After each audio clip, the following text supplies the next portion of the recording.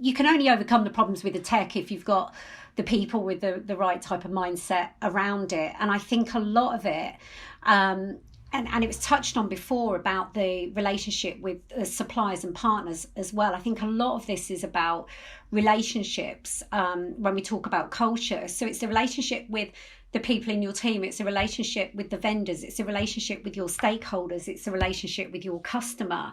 And if they're transactional relationships rather than things that are a little bit more meaningful, the culture piece apart across all of that doesn't really work. So it's the same with your customer. If it's literally just a transaction, they're buying something from you, you don't really care about what the experience was that they got around that product and the service that you gave. It's the same with your vendors. If you're just buying licenses or buying technology and they don't understand your vision and strategy and you don't have a relationship with them, then that's not going to work either. So I think a lot of it is the technology bit is the easiest bit, but those relationships with your staff, with your vendors and with your customers are really, really important. There was an article that I read recently that said many organizations embark on a change initiative, but the weakness in the relationships that they have with their vendors just means that it's absolutely that. It's transactional and it's not strategic. So it's one of those situations where the operation's a success, but the patient's dead.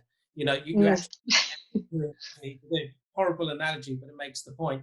I think one of the things that Philip and Amitabh and Joe, you've been saying is the word change, and change is difficult, and when we look at technology projects over even the last 10, 15, 20 years, it's always been the people aspects. And I think to your point, a forward-leaning mindset where you're acceptable of technology and that you're prepared to change is what actually generates success. And that is into the level of communication and the ease at which people work on processes. And sometimes those processes, they need to change. Often what tends to happen is that people change the culture.